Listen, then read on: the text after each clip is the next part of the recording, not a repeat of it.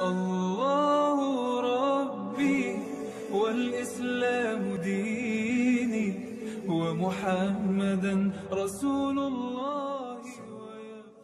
Waqala alaihissalam, dan bersabda Rasulullah sallallahu alaihi wasallam, mali walidunya, mali walidunya, tidak ada perlunya bagiku terhadap dunia. Singkat padat, mali, tidak ada kepentingan sedikit pun bagiku terhadap dunia. Saking begitu nggak pentingnya dunia ini sampai kalimatnya dibuat mali walidunya. Nggak ada penting-pentingnya bagiku terhadap dunia. Innama, sesungguhnya, mithli wa mithlu dunya kamithli raqibus sarin fi yaumi soifin. Sesungguhnya mithli, perumpamaan diriku, wa mithlu dunya, dan perumpamaan dunia itu, kamithli raqibin sarin, hanyalah seperti perumpamaan penunggang kuda, fi yaumin soifin, di dalam melakukan perjalanan di hari yang soif, yang panas. Menunggang kuda, tempat berteduh sebentar, setelah itu jalan lagi. Nah, Rasulullah mengatakan begitu. Perumpamaan diriku dengan dunia itu seperti itu. Saking singkatnya di dunia ini. Lalu penunggang kuda tadi itu, rafa'at lahu syajaratan, bernaung di sebatang pohon. Sebatang pohon ya, bukan dia bernaung di villa sebentar, ngadem dulu, belum dia transit di rumah, belum dia transit di hotel, enggak. Dia cuma bernaung di sebatang pohon, hanya sebentar. Kemudian dia istirahat sejenak, wa tarakha, dan lalu dia tinggalkan. Nah, begitulah perumpamaanku dengan dunia, kata Rasulullah. Jadi hanya sebentar, nggak lama-lama. Nggak pernah ada orang yang berteduh di bawah pohon sampai berhari-hari. Wa fil iksari, dan di dalam iksar, memperbanyak min dzikril mauti, di dalam mengingat kematian, wastis'ari, dan merasakan kurbi nuzulhi, dekatnya kematian, fawaidu jalilatun, yaitu ada faidah yang sangat besar, wa manafiun katsiroh, dan manfaat yang sangat banyak. Di antaranya adalah yang dilakukan zuhud fid dunya, yaitu sikap juhud di dunia. Orang bilang jangan kemaruk dengan dunia. Juhud itu ya, juhud yang diajarkan oleh guru kita itu juhudnya bukan gini loh. Hidup serba serba kumel, kucel, karena memang katanya nggak boleh beli baju baru lagi, pakai baju aja yang ada, sehingga dia mempertahankan prinsip itu. Akhirnya mau pakai baju yang udah kumel, udah sobek, udah segala macam, sarung, kerudungnya udah ini aja, udah kumel segala macam aja. Nggak begitu ini ajarkan guru kita. Ini ajarkan guru kita adalah setiap yang pakai untuk ibadah, pakailah yang bagus, pakailah yang mewah gitu, karena dipakai buat ibadah. Kenapa? Itu merupakan bagian daripada syiar. Jangan kebalikan, dipakai untuk ngaji, pakai yang adanya aja udah. Tapi kalau udah pergi acara pesta, kondangan, baju yang udah dipakai dibeli, itu nggak dipakai-pakai lagi. Wah, ada pakai lagi. Kapan? Nanti kalau misalnya ada kondangan lagi, beli lagi yang baru. Jadi setiap banyak kondangan, pasti tuh bajunya numpuk. Tapi kalau buat ngaji, udah bajunya itu aja. Paling aksesorisnya beda-beda. Kadang kembang di sini, kadang kupu di sini, orang di sini gitu. Baju itu aja. Nah, itu nggak juhud. Nah, juhud itu setiap yang dipakai untuk ibadah, untuk mendekatkan diri kepada Allah, pakai yang terbaik, terbagus, termewah, bahkan harus termahal. Banyak dilihat aja Abi itu. Kalau ibu ke kamar mandi, lihat deh mereknya apa, seat closet mereknya apa. Kenapa? Karena itu akan dipakai oleh umat muslim, dan umat muslim bangga dia bisa memakai merek-merek tertentu yang ada hanya di pesantren.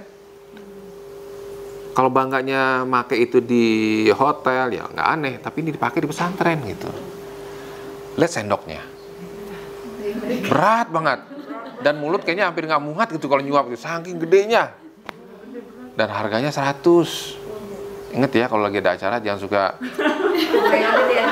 Bi, buat kenang-kenangan ya. Aduh, setiap acara sendok, garpu gitu. Saya pernah usul, Bi, digrafir aja di bawahnya ada nama Aliyah itu. Anggas ulah dah, Abi kan kalau ngasih, ada tamu nih, nih cobain ya, cobain apa ketupat. Yang ada di lemari itu kan belinya, saya tahu belinya nggak beli di pasar. Kalau nggak belinya di Mall Anggrek, kalau nggak di Plaza Senayan, beli mangkok, gelas, sendok. Bi, kenapa beli yang mahal-mahal? Ya, ini kan buat nyuguhin tamu, buat memuliakan tamu. Dan ketika tamu datang, itu semua keluar tuh barang. Nih, Pirex segala macem, mangkok segala macem, mereknya udah merek-merek keluar semua gitu. Kenapa beli yang mahal gitu? Ya juhudnya begitu, agar semua tamu-tamu yang datang bisa menikmati sesuatu yang sifatnya menghargai tamu, menghargai umat, menghargai santri. Begitu semuanya, barang-barang mewah dan bagus gitu. Tapi kalau untuk pribadi, nggak akan seperti itu gitu. Dan itu bukan untuk kepentingan pribadi, kepentingan umat. Nah, itu adalah juhud. Nah, jadi untuk membantu kita untuk persiapan kematian itu diantaranya adalah juhud. Nah, sulit sekali orang yang tidak mempunyai sifat juhud itu, dia siap untuk mati. Sangat sulit gitu. Sangat sulit sekali gitu. Kenapa? Hidupnya udah terbiasa mewah. Nggak cukup dengan A, pengen B. Nggak cukup punya B, punya C. Nggak cukup punya sekilo, pengen 2 kilo emas. Nggak udah cukup punya 2 kontrakan, pengen 3 kontrakan. Nggak cukup punya 3 pintu kontrakan, pengen punya 4. Nggak ada sifat-sifat juhudnya, nggak qanaah gitu. Nah, orang yang itu sulit untuk mempersiapkan kematian gitu, karena prioritasnya adalah terus saya dunia. Kecuali semuanya diniatkan untuk perjuangan, lain cerita. Karena bukan untuk pribadi. Terus, yang termasuk untuk memperbanyak mengingat mati, yang pertama adalah sifat juhud. Yang kedua, wal qanaah bil yasir minha, yaitu mempunyai sifat qanaah dari hal yang sedikit di dunia. Sifat qanaah itu artinya ridho menerima pemberian Allah yang sedikit dari dunia, itu qanaah. Nah, qanaah ini sederhana tapi sulit untuk diamalkan. Cukup kan enggak. Kadang kita melihat ini malah melihat dari segi dunia, melihat kepada orang yang lebih tinggi daripada kita. Di rumahnya gede. Dan kita ngerasa rumah kita kecil karena ngeliatnya ke atas. Dia punya mobil, kita punya motor. Dia punya mobil 2, kita punya 1. Yang itu punya mobil 4, kita punya mobil 3. Yang itu dia punya helikopter, kita baru punya mobil. Yang tetangga sebelah punya kapal pesiar, kita baru punya mobil. Kurang aja terus, nggak ada cukup, kurang aja terus gitu. Mau sampai pasti kurang aja. Nah, itu nggak punya sifat qanaah. Orang yang nggak punya sifat qanaah terus aja merasa kurang. Dan orang yang merasa kurang terus pasti hidupnya nggak bersyukur. Dan orang yang nggak bersyukur pasti tidak akan bertambah nikmatnya. Nikmat ya, kalau harta mungkin bertambah, tapi kenikmatannya tidak akan bisa terima. Nah, jadi harus bersyukur. Bukan berarti kita harus nerimo apa adanya, enggak juga gitu. Terus yang termasuk mempersiapkan untuk mengingat mati di samping sikap juhud dan juga qanaah dan juga mulazamatul a'mal sholihah allati hiya zadul akhirah. Melazimkan istiqomah, konsisten melakukan amal soleh yang merupakan zadul akhirah, bekal untuk di akhirat. 1, kita mempunyai sifat juhud. Yang 2, qanaah. Terus istiqomah melakukan amal soleh.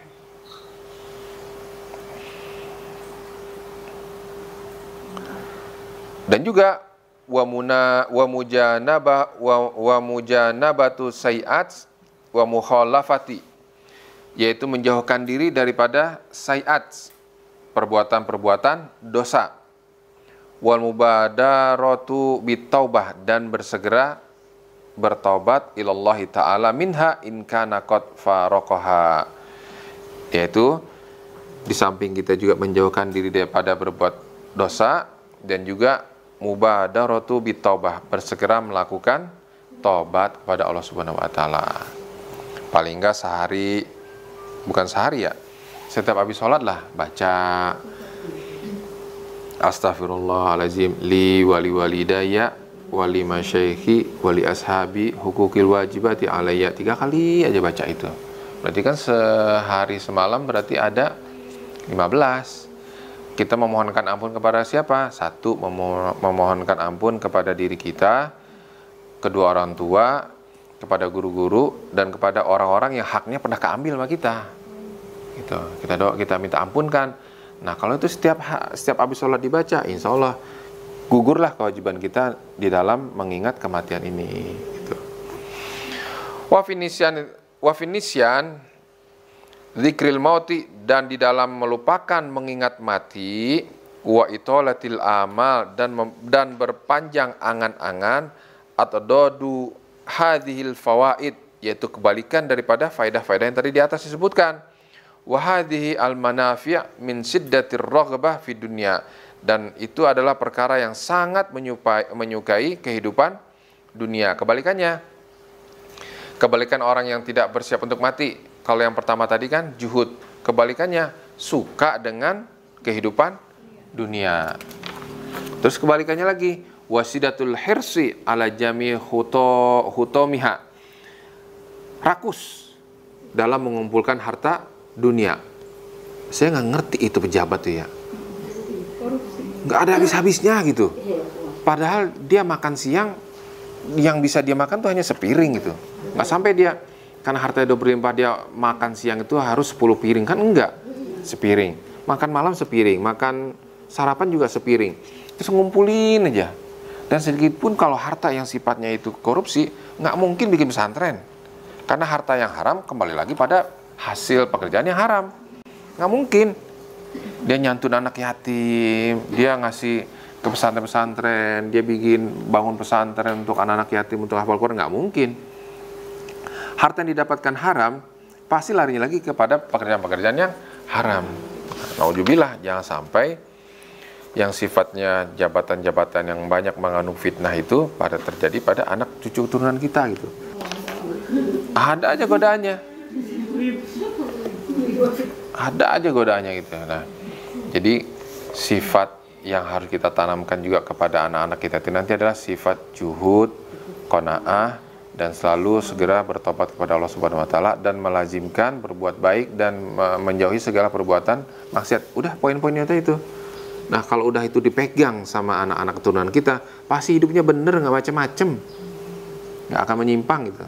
Karena hal-hal ini nggak ditanamkan, nah nggak pernah tuh ada tuh ditanamkan tuh ketika lagi sedang apa tuh biasanya kalau calon-calon PNS itu akan di apa sih namanya itu? Bukan dilantik, sebelumnya tuh diklat gitu. Hal-hal itu nggak pernah ditanamkan itu.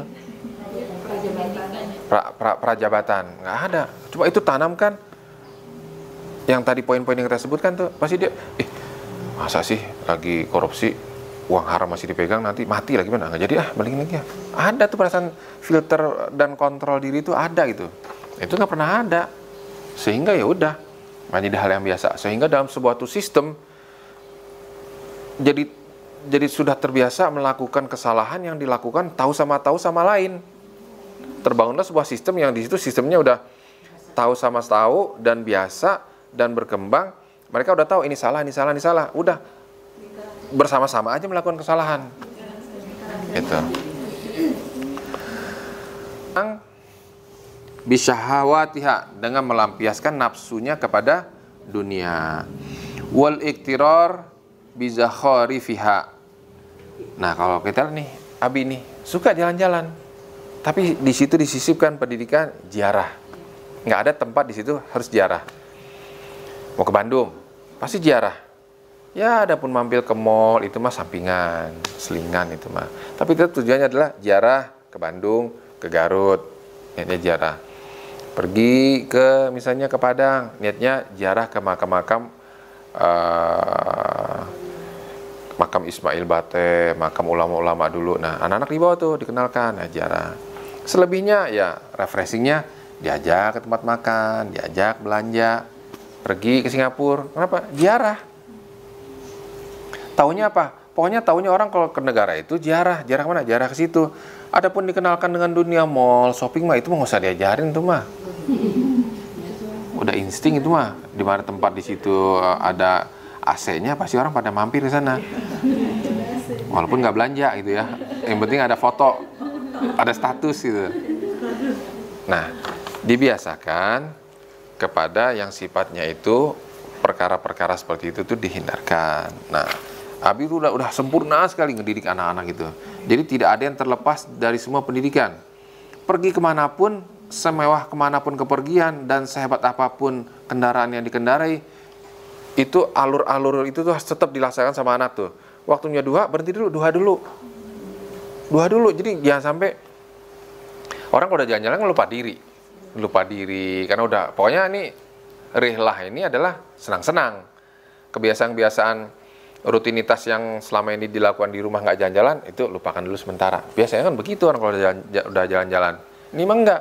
Jalan-jalan dengan kendaraan yang mewah sekalipun, kalau waktunya memang harus mampir duha dulu tuh anak-anak tuh. Nah, itu harus ditanamkan kan anak tuh kalau kita bawa jalan-jalan tuh. Mampir waktunya sholat, yaudah sholat dulu, diajarkan. Nah, sholat ini kita bisa menjama, bisa jama takdim, atau nanti kita jama takhir. Bisa juga dikosor, syaratnya ini. Nah, itu harus dididik ke anak-anak itu semua. Dan setiap perjalanan tuh Abi terus ngasih tahu gitu tuh ke anak-anak tuh. Ditanamkan itunya. Selebihnya mah menikmati alam ketika pergi ke tempat hiburan, jalan-jalan mah itu memang bagian daripada refreshingnya gitu. Tapi tetap pendidikan itu harus tetap ada gitu. Wal iktirar bi zakharifiha, dan terpedaya dengan keindahan-keindahan dunia. Nah, jangan sampai udah kita senang-senang, kita terpedaya tuh. Jangan supaya nggak terpedaya, tetap melaksanakan hal-hal yang sifatnya baik. Wa taswif at-taubah minadz-dzunub, suka menunda-nunda taubat. Nanti ajalah. Ada juga umur 20 masih panjang. No, tetangga sebelah meninggalnya pada umur 60-70. Santai aja, senang-senang aja dulu mumpung masih muda gitu. Menunda-nunda aja terus. Masih sehat ini, nanti aja lah. Biasanya mah orang kalau mati kan sakit dulu. Ntar aja kalau udah sakit taubatnya. Ditunda-tunda aja terus itu. Nah, itu yang nggak boleh. Kebalikan dari yang tadi itu ya.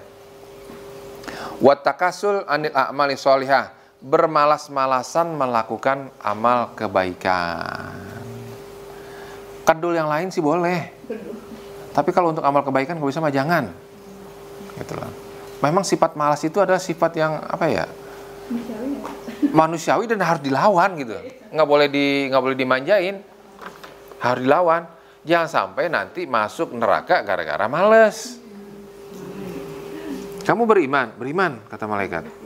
Kamu bersaksi bahwa Allah itu Tuhan itu adalah Allah. Saya bersaksi. Kamu bersaksi bahwa Nabi Muhammad itu adalah utusan Allah. Saya bersaksi. Kenapa kamu masuk neraka? Males. Udah. Masukin presto dulu.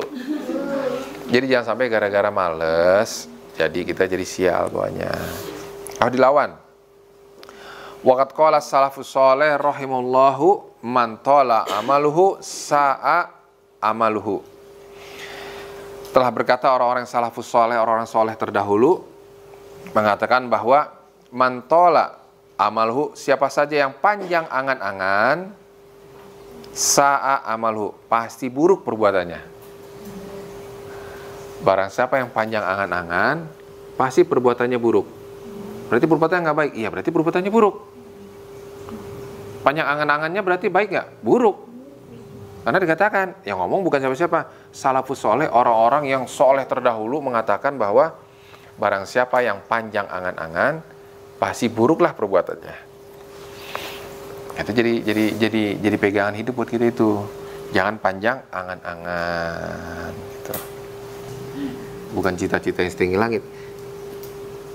Buatlah cita-citamu semulia mungkin. Gitu loh. Jadi bikinlah cita-cita yang mulia. Gitu. Jangan sampai gara-gara anak-anak kita ditanamkan cita-cita setinggi langit sehingga tertanam di dalam dirinya itu adalah terus saya panjang angan-angan gitu. Karena target dia adalah cita-cita, dia lupa bahwa itu adalah sementara. Jangan sampai itu, jangan sampai salah menanamkan itu. Tanamkan kepada anak bahwa semuanya adalah sementara. Jadi bisa ngatur strategi dari awal, jangan sampai salah hidupnya. Wa qala alaihi salatu wasalam, dan bersabda Rasulullah sallallahu alaihi wasallam, yanju awwalu hadhil ummah bizuhdi wal yakin wa yahliku akhiruha bil hirsi wa tulil amal. Tuh diulang-ulang terus nih sama Rasulullah nih, panjang angan nih. Rasulullah sallallahu alaihi wasallam bersabda, yanju, bahwa selamatnya hadhil ummah, generasi umat umat-umat terdahulu, yanju awwali hadhil ummah, selamatnya generasi umat-umat yang terdahulu, yaitu karena apa? Bizuhdi wal yakin, yaitu dengan mempunyai sifat zuhud dan yakin. Nah, Rasulullah ngasih peringatan nih. Wa yahliku akhiruha, dan hancurnya generasi umat terakhir kita nih, umat-umat akhir zaman, yaitu bil hirsi, rakus, agresif terhadap dunia, watulil amal, dan panjang angan-angan. Kejadian berapa banyak tuh yang sekarang kita lihat, hanya karena cinta dunia akhirnya dulu keras bersuara, setelah menjadi itu diem aja. Itu akibat apa? Itu dia, cinta dunia gitu, cinta jabatan, akhirnya terpedaya, tertipu semua, menjadi permainan tipuan mereka semua jadinya. Berapa banyak tuh orang-orang yang dulu lantang bersuara ketika dikasih jabatan, ketika dikasih fasilitas yang sifatnya diiming-imingi dengan dunia, udah kiclep, nggak lantang lagi. Nah, makanya dikatakan hancurnya umat akhir zaman itu adalah karena rakus terhadap dunia, yang termasuk dunia ini ya harta, tahta, ya juga wanita. Ini semua yang membuat mereka jadi terlena sehingga mereka rusak. Ya udah kejadian, lihat aja deh. Lihat aja. Ya lihatlah berita-berita sekarang banyak tuh. Watulil amal, termasuk juga adalah panjang angan-angan. Waqala, dan berkata, wallahu a'lam. Cukup sampai di sini, kita lanjutkan minggu depan. Yang jadi pegangan hidup kita sekarang dari pengajian ini adalah apabila kita suka meninggal dalam keadaan perbuatan baik itu, maka perbuatan baik itu terus dilakukan. Apabila kita nggak suka, jangan sampai kita meninggal dalam keadaan kejelekan, maka tinggalkanlah perbuatan jelek itu. Wallahu a'lam. Subhana rabbika rabbil izzati amma yasifun wa salamun alal mursalin walhamdulillahi rabbil alamin. Assalamualaikum warahmatullahi wabarakatuh.